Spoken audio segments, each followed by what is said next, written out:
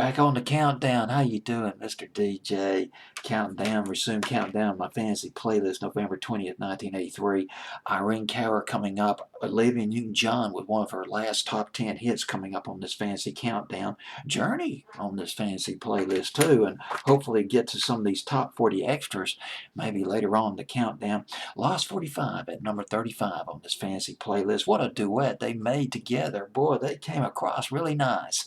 Luther Vandross, a great soul singer, and Dionne Warwick. How many times can we say goodbye? Song didn't do, well, all that great on Billboard's Hot 100, particularly for Dionne Warwick, who's used to top 10, used to being in top 10 territory. How many times can we say goodbye? Peaked at number 27 on Billboard's Hot 100. Luther Vandross wasn't that well known to the pop audience in 1983. He was just getting started, although he sang on sessions in the 70s, and his first sizable pop hit came in 1987 when he did Stop to Love. I remember when Night Tracks on WTBS was pushing that video back in the spring and summer of 1987, but that was later on down the road for Luther Vandross. He produced this record too, How Many Times Can We Say Goodbye, Luther Vandross and Dionne Warwick. One factoid I came across about Luther Vandross, you won't believe it. Luther Vandross, he was about 4 years old when his sister, his older sister, Patricia Vandross, she joined the Crest. They had that hit 16 Candles in 1958. I'm not sure if she sang on that record, but they rehearsed in his family's apartment. The group did. Johnny Maestro, the lead singer of the Crest, and the Angels listened in back in 1959, and Trouble in Paradise, I believe, was another one they did back in 1960, and then Johnny Maestro went off and did a little solo thing in the early 60s, came back when he headlined Brooklyn Bridge. They had that huge hit, The Worst That Can Happen, back in the latter part of 1968, but I'm getting off topic again. Bottom line is, now the thing was, Patricia Vandross didn't sing with the Crest for very long. She left the Crest in 1958, but still, that was something else right there.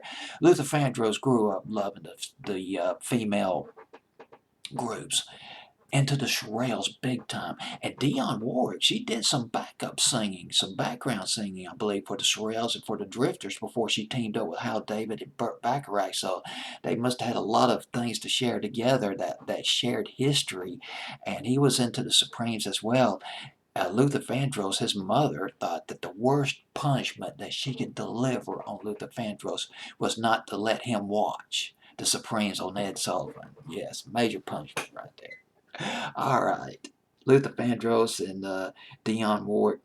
Dionne Warwick with Skepta Records for about 10 years. Her first hit record, Don't Make Me Over, in 1962. And, of course, those hits were pouring forth, many of them written by Burt Bacharach and Hal David. Promises, Promises in 68. Do You Know the Way to San Jose? Also in 1968, theme from the Valley of the Dolls from the movie that starred Patty Duke and Sharon Tate. And probably one of my favorite songs by Dionne Warwick back in the 60s, Trains, Boats, and Planes. Boy, she nailed that one. Song that was done earlier by Billy J. Kramer and the Dakotas back in 1964-65. Wasn't a real big hit for them here in the States, but Dionne Warwick took her version to number 22. It was back in the summer of 1966. And the hits fell off for her in the 70s. She left Skepta Records, broke up her partnership with Hal David and Burt Bacharach by 1971, and signed a deal with Warner Brothers, and not much happened with Warner Brothers, but she teamed up with the Spinners, and they had that huge hit, Then Came You, in 1974, produced by Tom Bell, the Spinners producer at the time. And then what was the name? I'll Never Fall in Love Again, or something like that.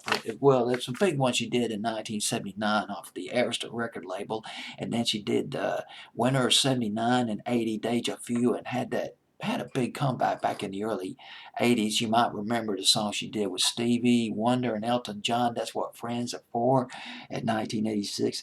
And now we have this song at number 35 on my fantasy playlist.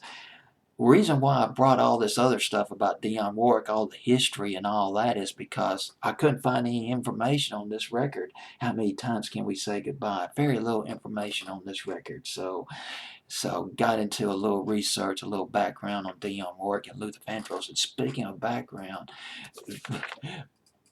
Dionne Warwick, she came from a musical family. Now you already know that she's related to Cissy Houston and to Whitney Houston. Her dad, Dionne Warwick's dad, was the director at one time. Her dad, the director of gospel promotion at Chess Records, the legendary Chess Records, Muddy Waters and Chuck Berry on the roster of Chess Records. Boy, how about that? Yes, sir. Singing in the sunshine right there, learning stuff like that. That's it. Dionne Warwick and Luther Vandross. Luther! Nobody could do it like Luther. And Dionne at number 35. How many times can we say goodbye on this fantasy playlist, November 20th, 1983?